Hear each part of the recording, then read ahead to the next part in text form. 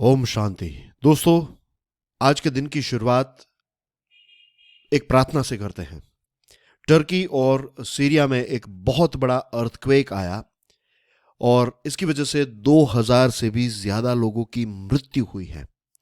इस पर मैंने अलग से एक वीडियो भी बनाया है, लेकिन बहुत दुख होता है कुछ तस्वीरें देखकर जब हम देखते हैं कि कितने हजारों परिवार जो हैं वो हमेशा हमेशा के लिए तबाह हो गए। आज का पहला हमारा टॉपिक है पंचरिंग टाइज। द हिंदू का ये आर्टिकल है। आपको पता है कि जो चाइना का एक सर्वेलेंस बलून जो है, सर्वेलेंस यानी कि एक जो डेटा कलेक्ट करने के लिए, किसी देश पर नजर रखने के लिए एक जो बलून है, राइट, ये धीरे धीरे यूएसए के एयर स्पेस में एंटर हो गया। यूएसए में बहुत सारी कंट्रोवर्सी हुई इस चीज को लेकर। बहुत सारे लोगों ने डिमांड की कि ये चाइनीज बलून हमारी एयर स्पेस में हमारे ऊपर नजर रख रहा है और बाइडन सरकार जो है वो कुछ नहीं कर रही है। और फाइनली बाइडन सरकार ने अपना ग्रीन सिग्नल दिया और यूएसए की जो डिफेंस फोर्सेस हैं उसने ये चाइनीज बलून को खत्म कर दिया, तबाह कर दिया। चाइना जो है वो ये कह रहा था कि गलती से बलून जो है वो ऐसे ही हवा की वजह से उड़ते उड़ते, क्योंकि ये बलून है तो हम उसको इतना कंफर्टेबली इसको डायरेक्ट नहीं कर सकते, इसको स्टीयर नहीं कर सकते, तो ये हमारे कंट्रोल में नहीं रहा और यूएसए में पहुंच गया। अब ये बात सच है गलत है, दैट्स अ डिफरेंट थिंग, लेकिन चाइना ने ये स्टेटमेंट दिया। और जब ये बलून को तोड़ दिया गया तो चाइना जो है वो बहुत ही गुस्से हो गया और चाइना ने कहा कि ये जो बिहेवियर है यूएसए का, ये बिहेवियर बराबर नहीं है। लेकिन जो बिग पिक्चर हमें देखना है इसमें वो ये है कि दुनिया के दो ताकतवर देश, दुनिया की नंबर 1 और नंबर 2 इकोनॉमी, दुनिया के डिफेंस की ताकतों की बात करें तो नंबर 1 और नंबर 2 के बीच में जो ये डिस्ट्रस्ट हो चुका है, अब विश्वास जो है वो एक दूसरे के ऊपर रत्ती भर भी नहीं रहा है और ये एक चिंता का विषय भी है। ये बलून जो है इसने एक डिप्लोमेटिक क्राइसिस की शुरुआत की। एंटोनी ब्लिंकन जो हैं वो चाइना विजिट करने वाले थे, राइट, और 2018 के बाद ये पहली ऐसी बड़ी विजिट थी किसी यूएसए के डिप्लोमेट की। 2018 से यूएसए और चाइना के बीच में ऐसी कोई बड़ी मीटिंग या फिर विजिट्स जो है वो नहीं हुई है। मीटिंग हुई है लेकिन विजिट जो है वो नहीं हुई है। एंटोनी ब्लिंकन जो है वो चाइना जाने ही वाले थे, लेकिन ये बलून की वजह से पूरी एक डिप्लोमेटिक क्राइसिस जो है इसकी शुरुआत हो गई। बेसिकली G20 बाली यानी कि इंडोनेशिया की जो मीटिंग हुई नवंबर 2022 में, तो उस समय पर जो बाइडन और शी जिनपिंग के बीच में एक मुलाकात हुई थी और उस मुलाकात में ये डिसीजन लिया गया कि रिलेशन जो है, तो इसमें एक लंबे समय से एक हॉल्ट चल रहा है, एक चौक होल्ड पर, एक फुल स्टॉप पर रिलेशनशिप पहुंच गया है, तो इसको हम रिस्टार्ट करें। तो इसी चीज को लेकर ये एंटोनी ब्लिंकन जो है वो विजिट करने वाले थे, लेकिन अब एज यू नो कि इसको कैंसिल किया गया। China has become a hot button issue in US politics. China अब यूएसए के पॉलिटिक्स का एक बहुत ही हॉट बटन यानी कि एक हॉट टॉपिक बन चुका है। चाइना के साथ जुड़ी हुई भी कोई भी चीज आती है तो यूएसए में वो एक बड़ा स्वरूप ले लेती है।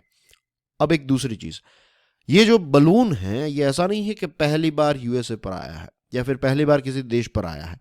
2020 में जापान पर ऐसा बलून देखने को मिला था, 2021 में भी, और लास्ट ईयर 2022 में हमारे जो अंडमान आइलैंड्स हैं हमारे भारत के, तो इस पर भी इस प्रकार का बलून जो है वो चाइना ने जानबूझकर भेजा था। तो अब यूएसए ने ये डिसीजन लिया है, यूएसए ने एक्सटेंड लिया कि ऐसे बलून्स अगर हमें देखने को मिलेंगे तो फिर बलून्स जो हैं उनको पंचर करके हम गिरा देंगे या फिर इसको डिस्ट्रॉय कर देंगे, हवा में ही इनको जलाकर राख कर देंगे। तो जापान और इंडिया ने तो ऐसा डिसीजन नहीं लिया था, लेकिन अब क्योंकि यूएसए ने ये डिसीजन लिया है तो फ्यूचर में ऐसा हो सकता है कि चाइना अगर इस प्रकार के बलून्स भारत की एयर स्पेस में एंटर करेगा तो भारत भी इस प्रकार का एक्शन जो है वो ले सकता है, राइट, इसकी पॉसिबिलिटी है। एक दूसरी चीज यहां पर हम देख लेते हैं, राइट, ये जस्ट एक इंसिडेंट है आपको मींस एक बिग पिक्चर समझने के लिए। 2001 की बात है, इसको हेनान आइलैंड इंसिडेंट कहते हैं। इसमें यह हुआ था कि यूएसए और चाइना के जो दोनों के जो फाइटर जेट्स है, चाइना का फाइटर जेट था और यूएसए का स्पाइस प्लेन था। मैं क्या बोल रहा हूँ, स्पाइस प्लेन नहीं, स्पाई प्लेन, स्पाइस जेट से यहाँ पर स्पाइस बोल दिया, ओके। यूएसए का एक सर्वेलेंस या फिर स्पाई प्लेन था, खुफिया प्लेन, और चाइना का फाइटर जेट जो है वो एक दूसरे के साथ टकरा गए थे। ये हैनान आइलैंड जो है वो चाइना में है। तो उस समय पर ये जो एक बहुत ही इंटरनेशनल लेवल की कंट्रोवर्सी जो है वो स्टार्ट हो गई थी। लेकिन क्योंकि उस समय पर यूएसए और चाइना के रिलेशनशिप अच्छे थे, तो ये सारी चीज़ें जो हैं वो अच्छी तरीके से कंट्रोल में आ गई। लेकिन आज जस्ट इमेजिन, भगवान ना करे अगर ऐसा हो, लेकिन ऐसा हैनान आइलैंड जैसा इंसिडेंट आज के ज़माने में 2023 में अगर होता है, राइट, तो फिर ये एक अलग ही लेवल का इश्यू जो है वो दोनों देश के बीच में हो सकता है। बट भगवान ना करे कभी ऐसा हो, because it will be bad for the whole world. एक तरफ ये रशिया और यूक्रेन का इश्यू खत्म नहीं हो रहा है, कल हम देख रहे थे कि येमन में पिछले 8 सालों से ये लड़ाई जो है वो चल रही है, और दूसरे ऐसे भी क्षेत्र हैं जहां पर इस प्रकार के इश्यूज हमें देखने को मिलते रहते हैं। और वी डोंट वांट कि दो टाइटन्स जो हैं, दो जायंट्स जो हैं वो एक दूसरे के साथ टकराएं।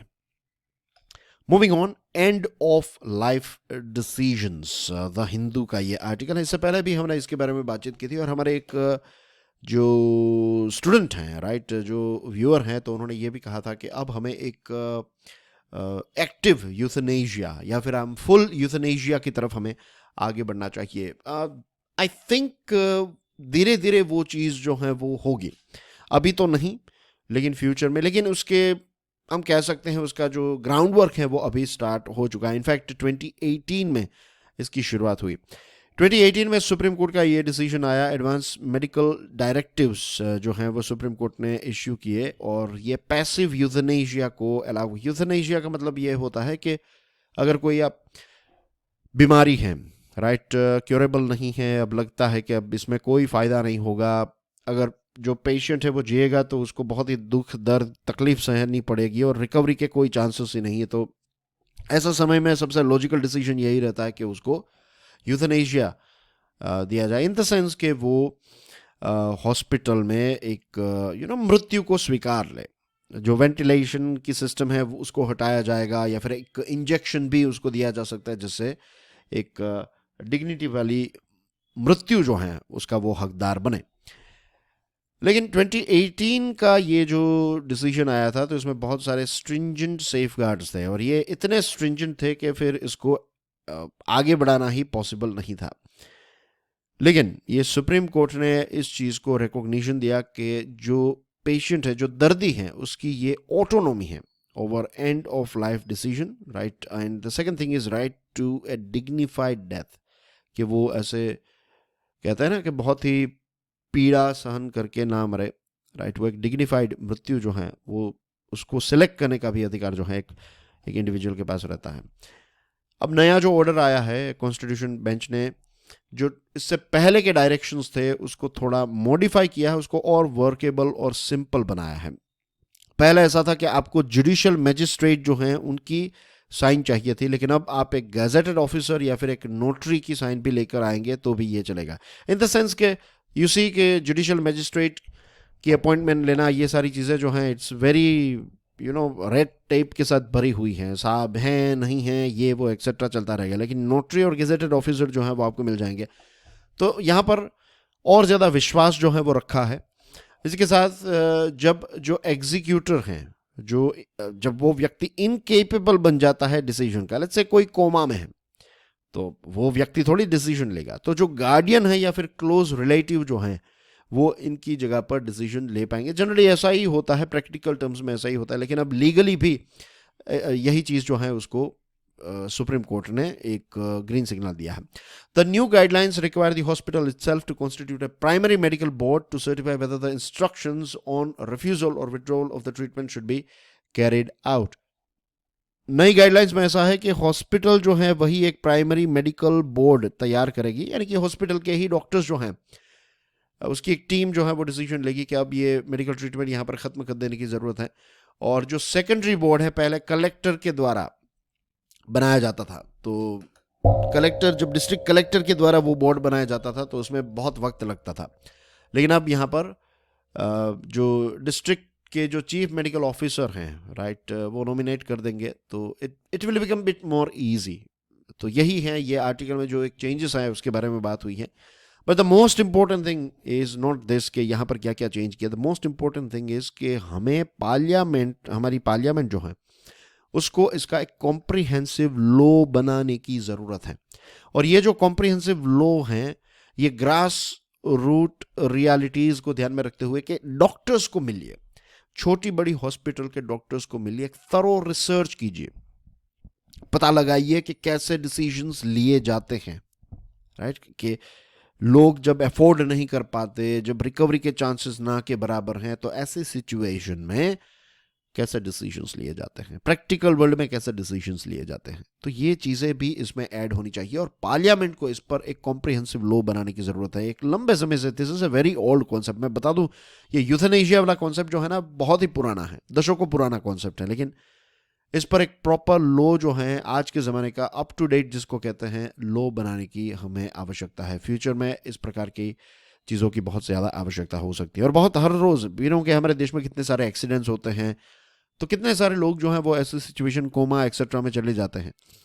तो ऐसा नहीं है कि कोमा के बाहर कोई निकल ही नहीं सकता, but I am just saying कि अगर कुछ कुछ ऐसे पेशेंट हैं जिनके चांसेस जीरो से भी मीन्स पॉसिबल ही नहीं है कि वो रिकवर हो पाएंगे, तो ऐसे केस में उनको वहाँ पर कंटिन्यू करने का कोई मतलब नहीं रहता, इज़न्ट इट. ओके.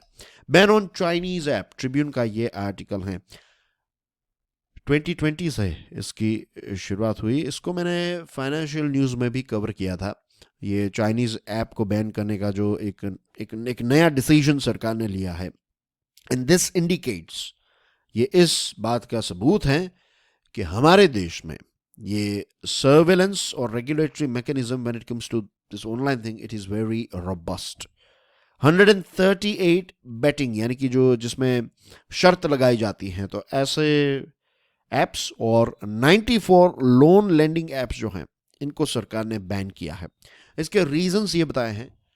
एक तो भारत की जो फाइनेंशियल स्टेबिलिटी है उसको ठेस पहुंचाता है या फिर फाइनेंशियल सिक्योरिटी के लिए खतरा है. और सेकंड जो रीज़न दिया, ये मनी लॉन्ड्रिंग का भी रीज़न इसमें शामिल है कि ये ऐप्स जो हैं ये मनी लॉन्ड्रिंग के साथ जुड़े हुए हैं. और ये सारे के सारे ऐप्स जो हैं ये चाइनीज़ ऐप्स हैं, राइट. चाइना के साथ इसका डायरेक्ट एक लिंकेज है. ये ऐप्स जो हैं ये जो यूजर्स हैं उनको एक्सटोर्शन और हैरासमेंट के रैकेट्स में फंसा देते हैं. तो अब ये ऐप्स जो हैं वो एक लंबे समय से मीन्स ये इन्वेस्टिगेटिंग एजेंसीज के स्कैनर में तो थे ही, लेकिन अब इन पर एक्शन भी ली गई है. ये हमारे देश के लोगों का पर्सनल डेटा कलेक्ट करते हैं, इसका मिसयूज करते हैं और फिर इलीगल प्रेडेटरी प्रैक्टिसेस करते हैं. वो क्या करते हैं कि पहले लोन दी जाती है, राइट. और फिर एक बार जो एक ऐसा व्यक्ति जिसको पैसों की सख्त ज़रूरत है तो उसको इजीली लोन दी जाती है. और कितना इंटरेस्ट होता है, एक साल के अंदर वो लोन जो है ये 3000% इंटरेस्ट बढ़ जाए. 3000%. This is horrendous, isn't it. 3000% interest. Just imagine, आपने अगर 1 लाख की लोन ली है तो वो कितने पैसे हो जाएंगे. जस्ट इमेजिन, एक साल के अंदर आपका पूरा जीवन जो है वो बर्बाद हो जाएगा अगर आप इस प्रकार की लोन्स लेंगे तो, या फिर कोई भी व्यक्ति ऐसे लोन लेगा तो कहीं ना कहीं हमारे लोगों को इस प्रकार के रैकेट में और हमारे ही लोगों का इस्तेमाल किया जाता है, राइट. ये सारी कंपनीज के डायरेक्टर्स जो हैं वो इंडियन होते हैं और फिर जिस प्रकार से लोगों को परेशान किया जाता है आप सोच ही नहीं सकते. So India is a prime market for internet players, we know, right. बड़ी छोटी सारी कंपनीज, नई एंटिटीज़ जो हैं वो इंडिया में आ रही हैं और भारत का मोनेटाइजेशन पोटेंशियल जो है वो भी काफ़ी ज़बरदस्त है. लेकिन इसी के साथ साथ हमें साइबर क्राइम और सिक्योरिटी के रिस्क जो हैं उनको भी ध्यान में रखने हैं. साइबर अटैक्स हमारे देश में काफ़ी ज़्यादा बढ़ चुके हैं. 2019 में 3.94 लगभग पकड़ लीजिए 4 लाख जितने साइबर अटैक्स हुए थे और 2021 में ये 14 लाख हो गए. तो यू कैन सी के लगभग 3 टाइम से भी ज़्यादा ये अटैक्स हो चुके हैं. तो we need again robust counter measure और इसको वॉर फुटिंग के तौर पर जल्द से जल्द पॉलिसी मैटर यानी कि इस पर प्रॉपर नीतियां हमें बनानी होगी अप टू डेट के हम इस प्रकार की चीज़ों को रोक सके. साइबर अटैक्स जो हैं ये आने वाले समय में मीन्स अभी आप देख सकते हैं कि कितना बड़ा खतरा बनता जा रहा है. जितना इंटरनेट का पेनिट्रेशन हो रहा है उतना ही ये साइबर अटैक जो है उसके इश्यूज बढ़ते जा रहे हैं. Sexual harassment in sports, Tribune का ये आर्टिकल है. दोस्तों ये एक बहुत ही अनफॉर्चुनेट चीज़ हमें देखने को मिलती है कि जो महिला प्लेयर्स हैं, महिला एथलीट्स हैं, जिनके अंदर वो पोटेंशियल है कि वो नेशनल लेवल, इंटरनेशनल लेवल पर परफॉर्म कर सकें, वो जब पब्लिक में आकर कहते हैं कि उनको मेंटली और सेक्सुअली उनको परेशान किया जाता है। जस्ट इमेजिन कि एक व्यक्ति जिसके अंदर वो पैशन है, जो टैलेंट है, वो अपनी पूरी मेहनत कर रही है कि वो देश का नाम रोशन करे, और कुछ ऐसे लोग जो पावरफुल पोजीशन में बैठे हुए हैं, कई बार वो पॉलिटिशियंस होते हैं, कई बार कोचेस होते हैं, कई बार स्पोर्ट्स फेडरेशन के ऑफिशियल्स होते हैं, उनके नाम सामने आए हैं कि वो ऐसी महिला जो हमारी एथलीट्स हैं उनको एक एक ऑब्जेक्ट की तरह देखते हैं कि अगर तुझे तेरा करियर आगे बढ़ाना है तो मेरे साथ सोना पड़ेगा एंड थिंग्स लाइक दैट, तो डायरेक्टली इनडायरेक्टली इस प्रकार की सिचुएशंस क्रिएट की जाती हैं, उनकी मजबूरी जो है उसका इस प्रकार से फायदा उठाया जाता है, which is very very unfortunate. और ये ऐसा नहीं कि हमारे देश में हो रहा है, अनफॉर्चुनेटली बहुत सारे देशों में ऐसी चीज़ हो रही है, and this is very unfortunate. ये कभी भी होना नहीं चाहिए। स्पोर्ट्स जो हैं, sports should reflect like the highest level of ethical conduct, लेकिन अनफॉर्चुनेटली कुछ ऐसे लोग आ चुके हैं यहां पर, एक ऐसा कल्चर क्रिएट हो चुका है कि आगे बढ़ना है तो आपको इस प्रकार के sacrifices, this are not sacrifices, this is abuse. One aspect that seems to have gone unaddressed is the power imbalance. जो पावर इम्बैलेंस है एक एथलीट और गिल्टी ऑफिशियल के बीच में। गिल्टी ऑफिशियल जो होता है वो बहुत ही ताकतवर होता है, पैसे वाला भी है, वेल कनेक्टेड हैं, इसीलिए वो उस जगह पर बैठा हुआ है। और जो एथलीट है, राइट, उसका ऐसा नहीं है कि वो इसको जानता है या फिर जानती है, नहीं, उसको बस एक ही चीज़ पता है, अपने स्पोर्ट्स पर फोकस करना है।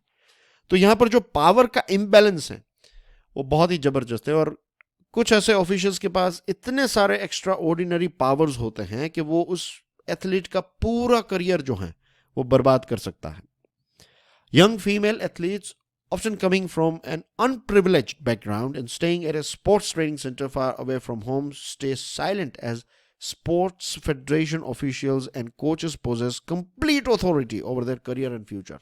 अगर कुछ भी कोच ने या फिर ये ऑफिशियल को कुछ चीज़ आपकी कुछ भी आपने कहा ऐसा कुछ या फिर कुछ भी ऐसा किया, तो डायरेक्टली आपका करियर जो है वो बर्बाद करने की क्षमता जो है ये ऐसे ऑफिशियल्स और कोचेस के पास होती है। तो इसकी वजह से यंग महिला एथलीट्स जो है वो कुछ नहीं कर पाती है, चुप बैठना पड़ता है। अब यहाँ पर जो नाम आया है, ये रेसलिंग फेडरेशन ऑफ इंडिया के जो हेड थे, बीजेपी के MP bridge Bhushan Sharan Singh, we know के वो कितना पावरफुल व्यक्ति है, और नेशनल लेवल पर, फिर नेशनल लेवल की हमारी जो महिलाएं हैं उन्होंने जब आवाज़ उठाई तब जाकर इस व्यक्ति के खिलाफ कुछ एक्शंस ली गई। So this is very very unfortunate. अभी 1-2 दिन पहले की ही बात है, हमारे प्राइम मिनिस्टर मोदी साहब ने कहा था कि स्पोर्ट्स में पहले ऐसा था कि हमने न्यूज़ में भी इसको डिस्कस किया था, आई थिंक संडे की न्यूज़ में हमने इसको डिस्कस किया था कि पहले ऐसा था कि स्पोर्ट्स में कोई रिसोर्सेज नहीं थे, सरकार का सपोर्ट नहीं था। आजकल सरकार जो है वो लोकल लेवल पर भी इंफ्रास्ट्रक्चर क्रिएट कर रही हैं। इंफ्रास्ट्रक्चर क्रिएट करना वेरी गुड थिंग, लेकिन इसी के साथ साथ ये कल्चर जो है इसको भी फिल्टर करने की ज़रूरत है। आंध्र प्रदेश पेंशन स्कीम की बात करें, इंडियन एक्सप्रेस का ये आर्टिकल है, तो सेंट्रल गवर्नमेंट ने हर बार ये जो ओल्ड पेंशन स्कीम है उसका विरोध किया है, और अब कुछ राज्य की सरकारें जो हैं वो ये बात कर रही हैं कि जो पुरानी पेंशन स्कीम थी ना वो अब फिर से इंट्रोड्यूस करें। महाराष्ट्र जो जिसमें बीजेपी की सरकार जो है, बीजेपी पार्टी जो है वो भी पार्टनर पार्टी है, राइट, कोalition गवर्नमेंट है, तो महाराष्ट्र की सरकार भी ये कह रही है कि ओल्ड पेंशन स्कीम हम लेकर आ रहे हैं, और यहाँ पर आंध्र प्रदेश जो है वो भी इस प्रकार की पेंशन स्कीम के बारे में बात कर रहा है। अब देखिए, एक लंबे समय तक डिस्कशन हुई, कितने सारे रिपोर्ट्स क्रिएट हुए, और फाइनली ये डिसीजन लिया गया कि ये जो पुरानी पेंशन स्कीम है वो फिस्कली प्रूडेंट नहीं है, यानी कि फाइनेंशियली वायबल या फिर लॉजिकल नहीं है। लेकिन कुछ जगहों पर इलेक्शंस होने वाले हैं, तो लोगों को खुश करने के लिए अब फाइनली जो फाइनेंस मिनिस्ट्री के ऑफिशियल्स हैं वो इस प्रपोजल को देख रहे हैं कि क्या हमें ओल्ड पेंशन स्कीम और जो आंध्र प्रदेश है उन्होंने एक मिक्स एंड मैच वाली पेंशन स्कीम ऑफर की है। तो क्या ओल्ड और न्यू पेंशन स्कीम के कॉम्बिनेशन वाले कॉम्बो पैकेज ऐसा कुछ अनाउंस किया जा सकता है? क्या ये फिजिकली प्रूडेंट है? इस चीज़ को देखने के लिए ये एक फाइनेंस मिनिस्ट्री के ऑफिशियल्स जो है उन्होंने शुरुआत कर दी है। अब आंध्र प्रदेश के जो चीफ मिनिस्टर हैं या फिर उनकी सरकार जो है वाई एस जगनमोहन रेड्डी की सरकार, तो उन्होंने ये जो नया मॉडल है वो प्रपोज किया है। और इस नए मॉडल में ऐसा है कि अगर दो ऑप्शन है इसमें। पहला ऑप्शन ये है कि अगर कोई एम्प्लॉई है तो वो 10% अपनी जो बेसिक सैलरी है उसका 10% हर महीने कंट्रीब्यूट करेगा, तो सरकार भी 10% कंट्रीब्यूट करेगी। और फिर इस व्यक्ति को रिटायरमेंट के टाइम पर अपनी जो लास्ट ड्रॉन सैलरी है तो उसका 33% जो है वो पेंशन के तौर पर इस व्यक्ति को मिलेगा। तो 1 लाख की सैलरी है तो आप समझ लीजिए जब रिटायर हुए तब 1 लाख की सैलरी है तो 33,000 रुपीज जो है वो पेंशन के तौर पर मिलेंगे। दूसरा जो ऑप्शन है उसमें ऐसा है कि आप अपना 14% कंट्रीब्यूट कीजिए, सरकार भी 14% कंट्रीब्यूट करेगी और लास्ट जो सैलरी है जब रिटायर होंगे तब आपको 40% आपको जो सैलरी थी 1 लाख थे तो 40,000 रुपए आपको पेंशन के तौर पर मिलेंगे। तो ये ऑप्शंस, दो ऑप्शंस रखे ना। द थिंग इज कि अगर इतने पैसे सरकार कंट्रीब्यूट करेगी तो सरकार के पास ही पैसे नहीं रहेंगे और गवर्नमेंट की लायबिलिटी, जो गवर्नमेंट का कर्ज जो है वो बढ़ता ही जाएगा। और जो ऐसी चीजें, जो प्रोडक्टिव चीजें हैं जिसमें आपको पैसा इन्वेस्ट करना चाहिए, उसके लिए आपके पास पैसे ही नहीं रहेंगे। States have already allocated 3.86 lakh crore rupees in 2021 towards their pension liabilities. लगभग 4 लाख करोड़ रुपए पेंशन के लिए राज्य सरकारों ने दिए हैं, 4 लाख करोड़ रुपए। तो this itself is a big amount as we know. तो पॉलिटिकली कन्वीनियंट लगे ऐसे डिसीजंस नहीं लेने चाहिए, राइट। पॉपुलिस्ट मेजर्स जो हैं इससे बचना चाहिए। ऐसी ये बहुत ही बुरी आदत है, राइट। एक बार ये गलत आदत लोगों के अंदर आ गई फिर लोगों की ऐसी डिमांड रहेगी और फिर राज्य सरकारें जो हैं वो कर्ज में डूबती जाएगी। सेबी डिसअपॉइंट्स, पायनियर का ये आर्टिकल है। अदानी ग्रुप और Hindenburg report, we know it very well, इसके बारे में हमने डिस्कशन भी की थी, राइट। तो उसमें नहीं जा रहे हैं कि अदानी ने क्या किया, हाइंडनबर्ग ने क्या किया, लेकिन इस पर डेफिनेटली जाएंगे कि ये सेबी जो है, securities and exchange board of India, ये क्या कर रहा है। क्या सेबी सो रहा है? सेबी की प्राइमरी ड्यूटी ये है कि मेक श्योर करना कि जो स्टॉक मार्केट है ये स्मूथली काम करे और जो इन्वेस्टर्स हैं उनके पैसे जो हैं वो डूब ना जाएं, स्कैमस्टर्स से इन्वेस्टर्स जो हैं वो बचे रहें। ये सेबी का मेन काम है। लेकिन पिछले कुछ दिनों से अगर हम सेबी को देखें और जिस प्रकार से स्टॉक मार्केट में क्राइसिस आई है, राइट, तो इसमें सेबी ने क्या किया? मीन सेबी, ऐसा ही लग रहा है कि सेबी जो है वो कुछ कर ही नहीं रहा, ऐसे ही बैठा हुआ है SEBI when it comes to this Adani group. It slept over as billions of dollars were lost in the market in Adani Group shares and hundreds and thousands of investors saw their fortunes plummeting. Billions of dollars का नुकसान हुआ और हजारों लाखों investors जो हैं उनके पैसे डूब गए और सेबी कुछ नहीं कर रहा है।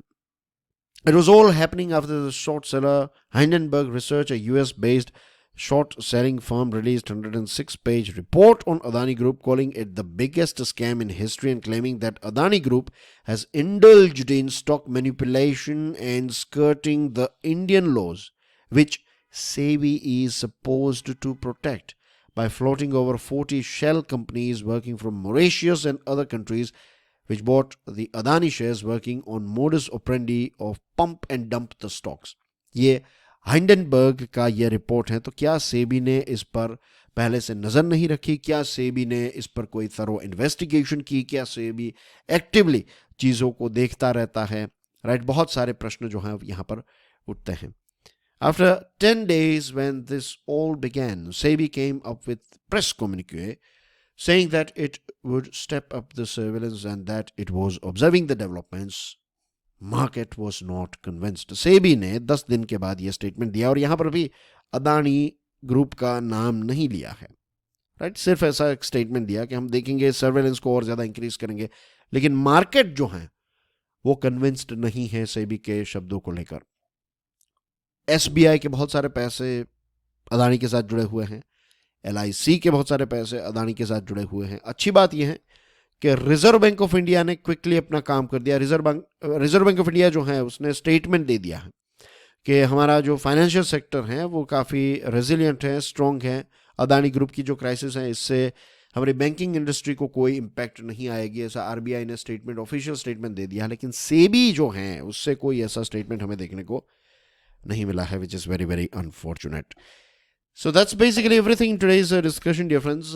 हमने बहुत ही क्विकली 6 इंपॉर्टेंट टॉपिक्स को डिस्कस कर लिया और आपको पता होगा कि न्यूज़ वाला लेक्चर जो है वो ऑलरेडी लॉन्च हो चुका है, जिसमें सिर्फ और सिर्फ इंपॉर्टेंट न्यूज़ आपको देखने को मिलेंगे। This one is editorials and article analysis वाला लेक्चर, और इसके बाद आपको फाइनेंशियल न्यूज़ एनालिसिस वाला लेक्चर मिल जाएगा। तो आपका पूरा कॉम्बो जो है यहाँ पर कवर हो गया। Important news, editorial and articles, और जो इकोनॉमी और फाइनेंस के न्यूज़ है उसका भी अलग से आपको लेक्चर मिल जाएगा। तो आई होप इसका लाभ जो है वो आप उठा रहे होंगे, और उठाना ही चाहिए, क्यों नहीं, right. And I will see you soon. God bless you all. जय हिंद।